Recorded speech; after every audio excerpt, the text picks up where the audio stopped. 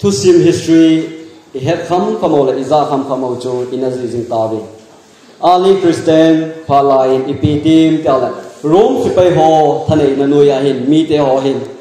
koi hile Krista mina dinga Bible ta sana pamo zo se chu songula henovin ago ovin mai sang ko ane ovin khambel ko akangovin anu adat ama nuk na lamlau tai hin ko naman sabi ni ai la hita bang phalai chu pianom tam tile numei chapang kum som na thuma pat kum som la nga ha hidinga hin hichi amen hi blendina akiti nei hichi blendina akiti no hin nikha di ipitim hita banga pha lai chun Jisu Krista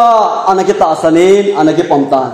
izana government solkalin thichan geidinga sentence thupi abolin wangchun Krista min hi kibop jingi ngetin akipa na hole amai le na hole ahang san na ho hi Rome sepaite himle thalle songkul ho in akidoi tapo de ai la hi chip phan muna mi pi te ho nu la pa te ho nunga golang te ho adang dang ho zo se lung o kaya o ipi ka ti ding heta ta sani ka da tha mak ding heta ai lo le ipi ka bo khila hi chan ge ge ya iki bolam ai lo le ka din mun hi di lo heta kya lung ok kai ta hin ko na mang lai o vin chun blendin na ki ti nu mai chapang neo cha hin nu la pa te ho ule na te ho nunga gol ka loi te ho zo se tunin Jisu Krista ki santa vai le nung chon po te ve tin hang santa in ana phung ji nei ama kam chang hi nga ko ni ho zo se motivation kitil ko na phatal ha gawa kal se be na chun ane open hang san che chen thu pi tan na Rome sipai ho lam kai people ma adin wang ju hi chinu thu saya ko nin chen hal gao thing in na atong in hang san ta in thi chan gai ana ding in hi a chu tia le Rome sipai den ipi ana bolawang hi chi chupang nui chupang ye ten akimo bal le tun ama zeng ta san cha te hi ahang san che chewi alo na ji he ta po ve ati paru chu hi chinu hi dungeon songpul a chombe kana khum ding in ain koi ta mi ne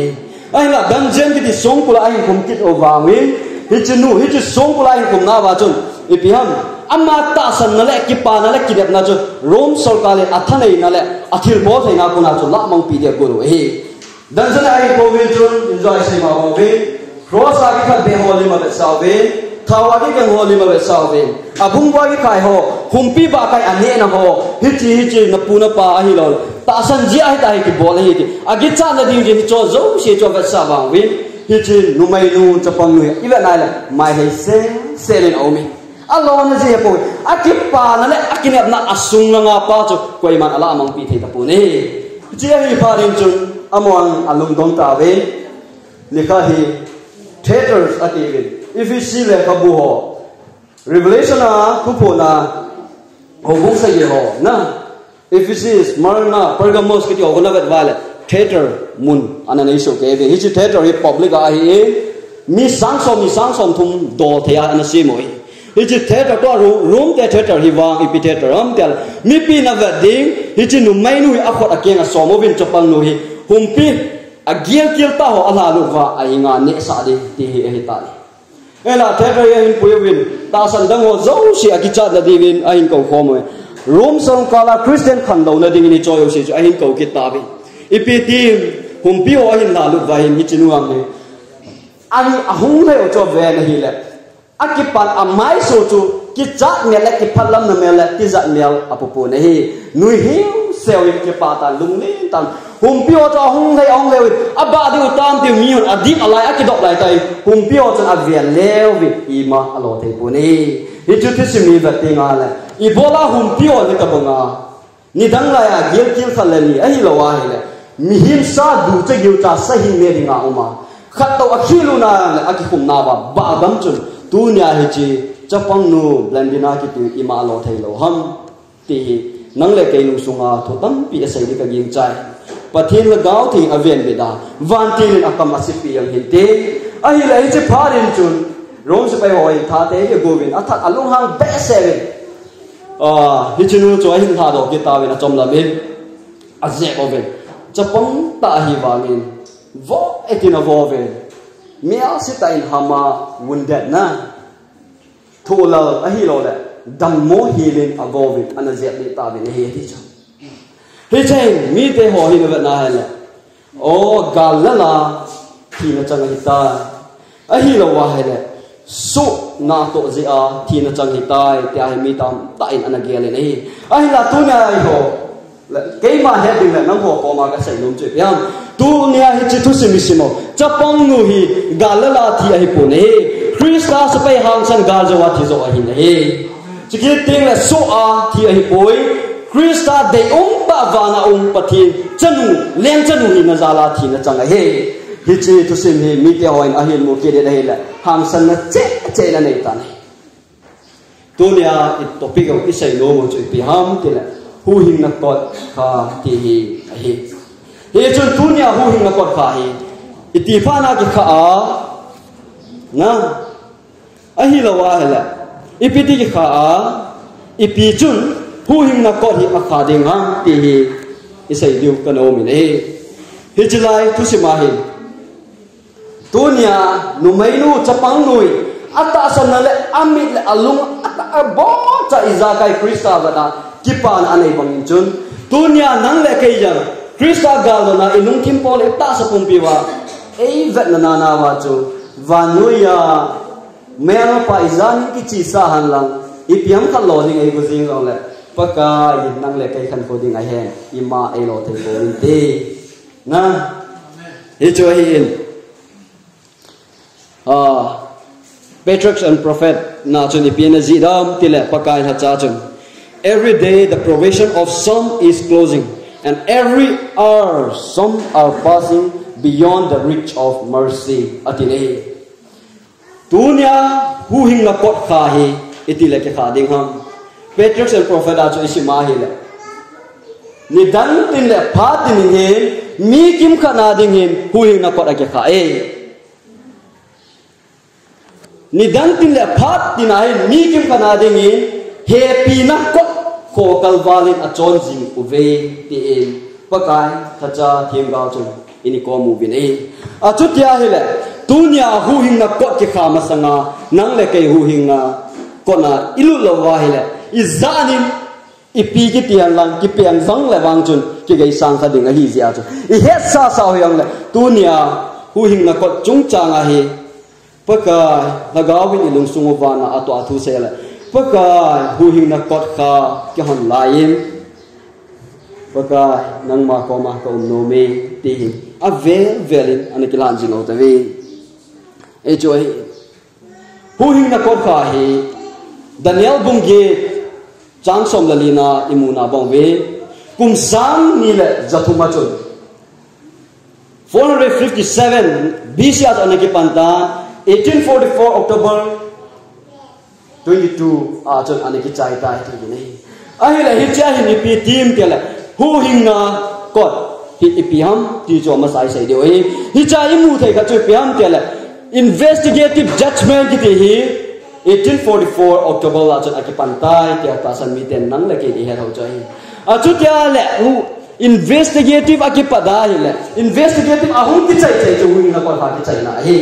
he chu hing na ko kha hi ipiham tia le investigative judgment ahun ki chai hi hing na ko kha chabi lin pa ke pat na ding hi ta ni Puai pakai ini saya mawai van chung nunga the puna tawi nang le ke ai sei chom pi diu John pata Jesus Christa inai naw ve ati pati le ka buti ni sai mawai tu nyai hu in na kot nang le ke dinga ki hom jing la e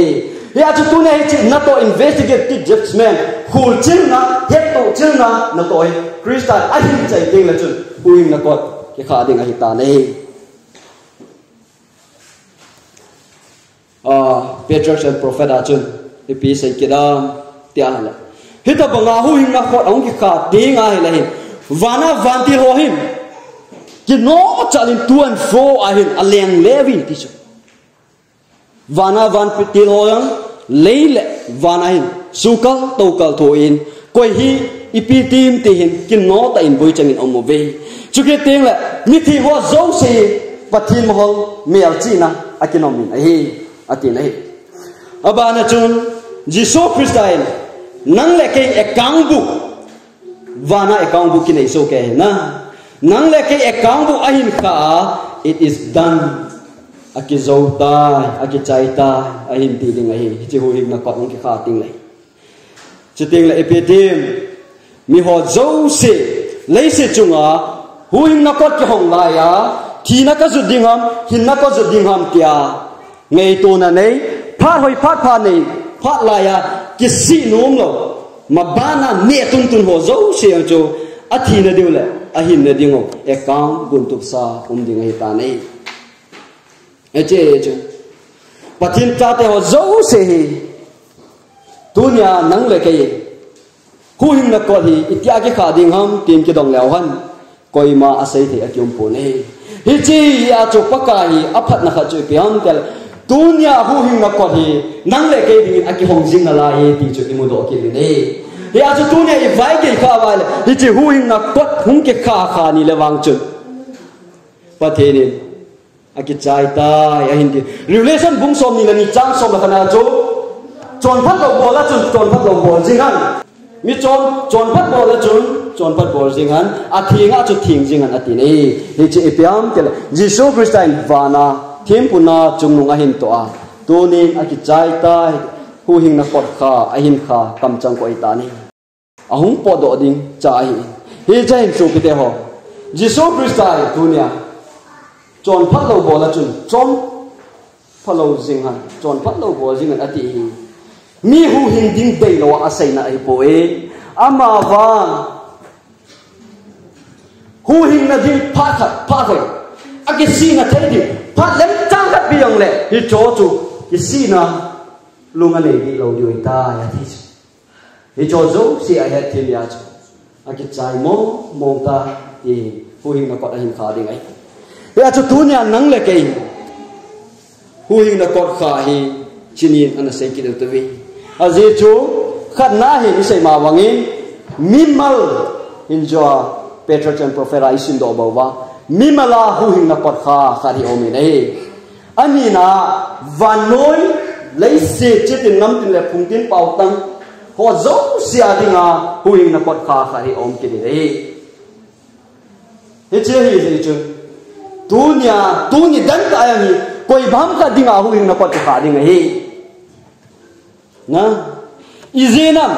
izanin patini kisi na papian la izanin patini achol se komu ta jang le kisi ta lo hi ve kisi thai lo na lungput ki ti chu danger tai a hin la dunya nang le ke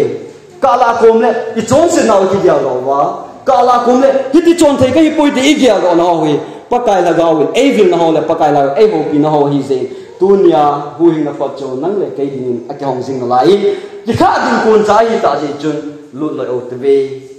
isai ma wongin Jacob in Joseph class tu si ma in Israel ma wongin Jacob yang nung gem gat tai ta anom lai song ana ke phok me hallelujah izena mi ta hi chi song in Bible vet to chanai la song chun pi sayam ke ma tun so song pi ka hi Jacob lung dina su ding bel di a het lo lai Jesus Christ ana ke phok pha nei amen izena mi ja ko na jil do tai ka chu wa na ko nin kal diong ki lung lan pathin na Joseph na ko nin nanung a hin dal jingi jam sau pu te ve o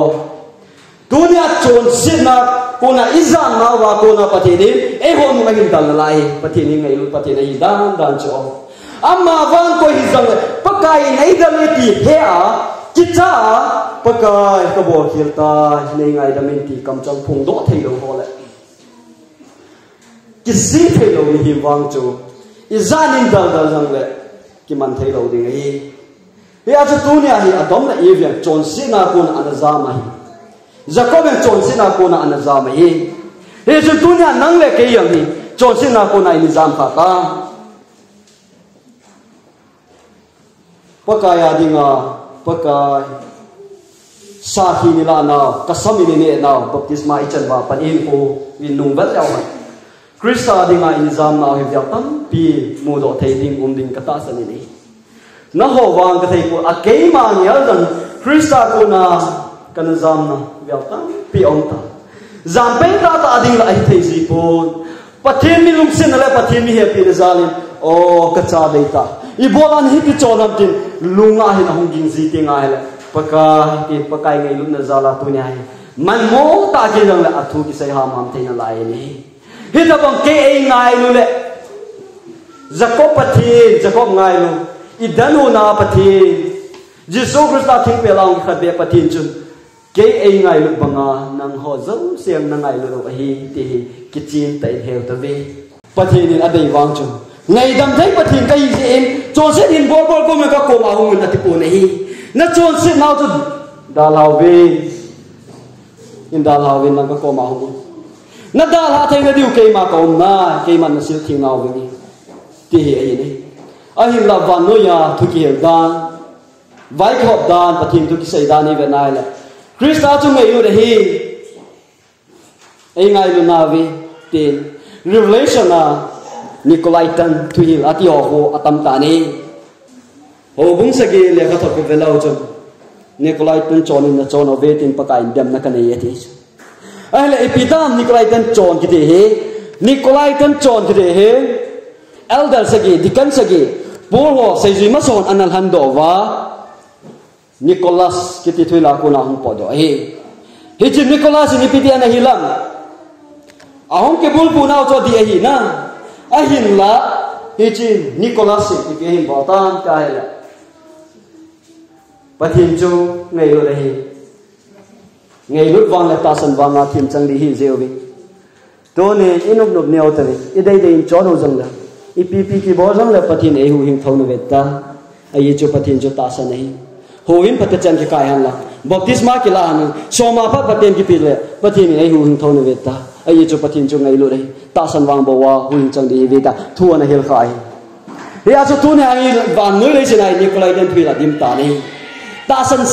se hoin kai se baptisma tang se hop song ki ta pi se wanga hu hing chang ding ta bang na thui li aliang ta ni a hin la ni chula ya hin se no mo che piang pathin adai pi pen wang chu pathin tu to oma pathin tu to chona ama lung dei bo chu a hi jing ke nei he chun tu nya he hu hing na ko ti hi hoi la ya nao hi han lang idin nao he to nao han lang za lai het nao yang la paka hu hing na ko ki kha ma sa gi ke yang kalut no me ke yang kalut te ding a hi ti igel do jing wa he la so chat na ku hu hing na ko khá khum la chu te điều hi kung sunga to lai zau te điều hi hu hing na ko hi ipi chu na hin ki kha sa ding ham kya hai la akhat na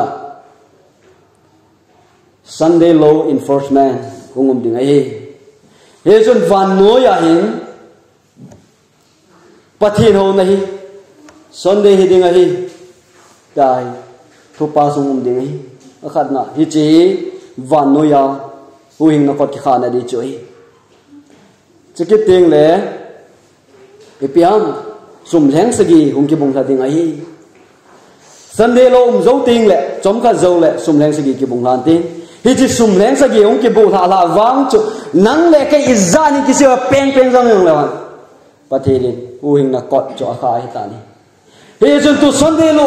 nga po ta vi I chate ni ka nga po ta vi service mu ka lo nga po ta vi tu hi ai ale hi chi itipa na ung diam kuna hera ma ti ale hitin ana sai kire it is kept secret in the council of Almighty God koi mana phale ani dan he pu pathin council vanam pathin hin bo gu thima akoi hi amma khona aumi pathin bo ina he ti na he hu hin na pati khana ding he chuni tia ki kha ding ham ti he ta lo je tu ni phari nei pat chawin zon bung ko changli na na sai ma bangin su nei hi pat chai ei sot pau nai to ding o hi vet ta koi man na to thei na lo ding zan mu thimong lung ding hi ta hi zan mu thim ding kon chai ta vai chi pha dei ta so pe te ho he chun tu nya koi man na to thei lo ding mu thimong lung in ti hi chi mu thim ipiam hu hin na ko ki khana mu thim no ya kha wa hi la wang chu i thei ta lo ding hi i zena mi ti le to hu hin na ko ong ki kha la hin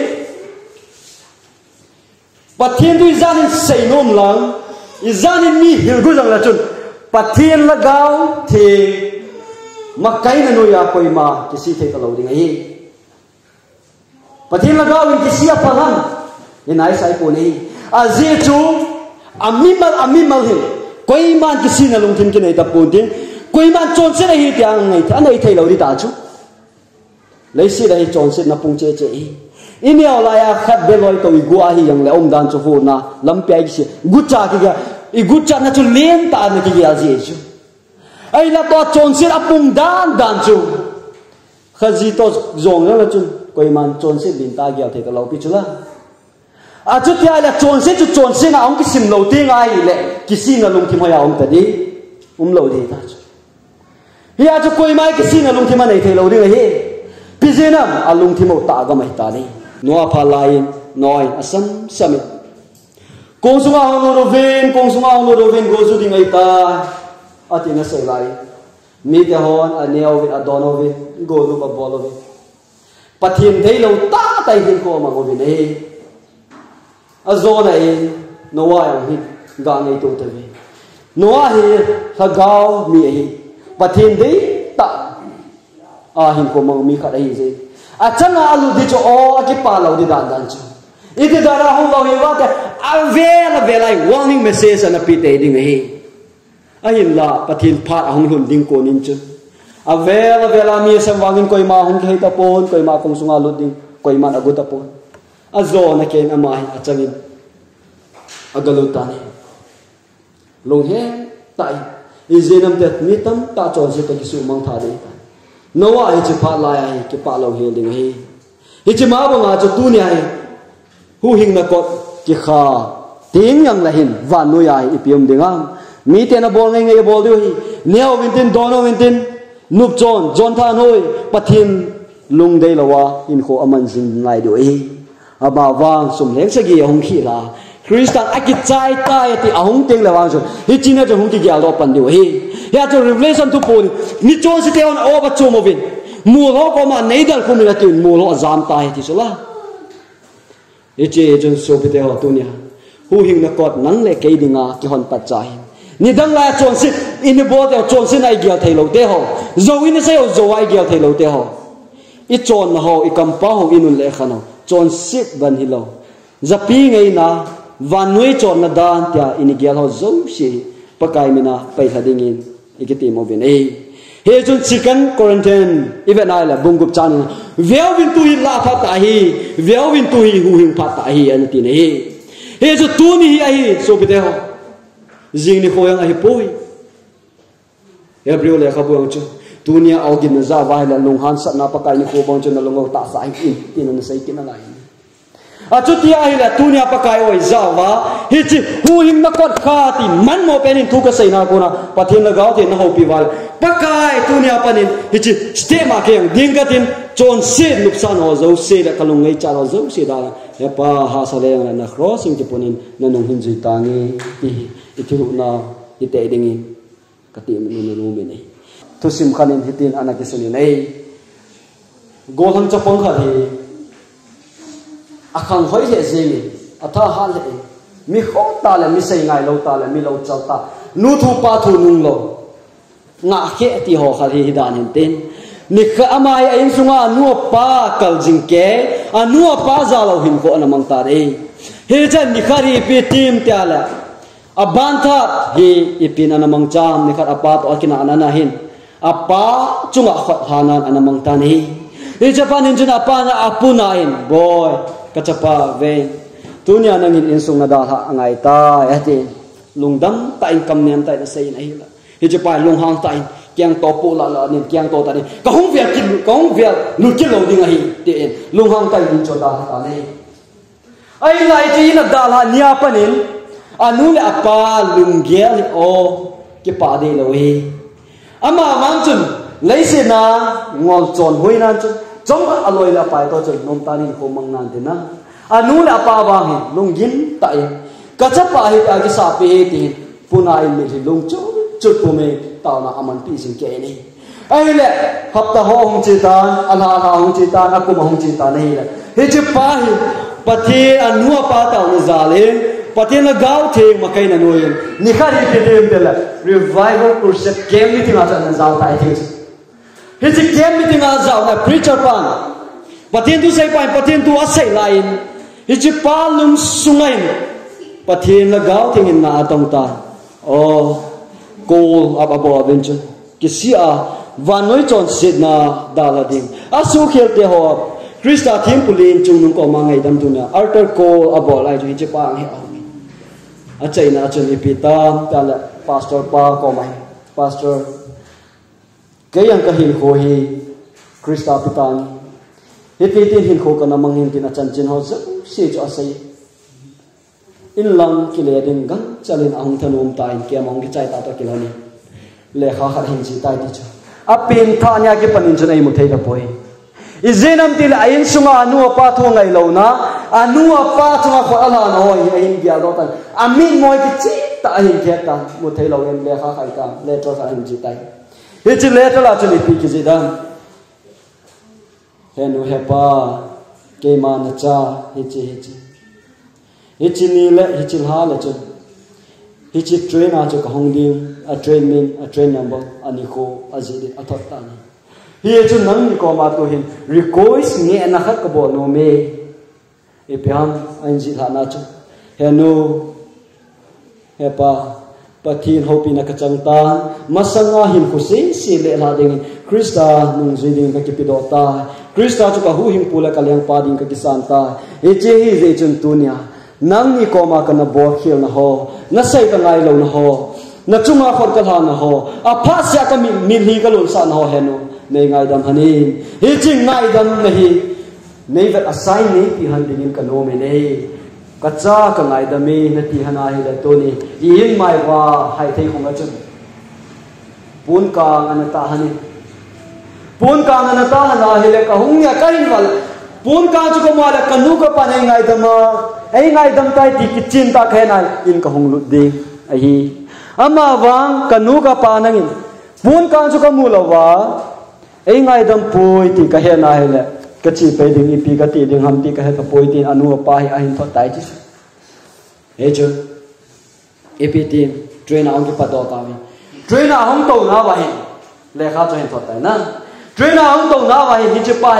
ki pa thai mo mo ta lo izenam de in lung na ka nu ka pa a chunga kho ka la na ho vializa ka ni so sa na ho o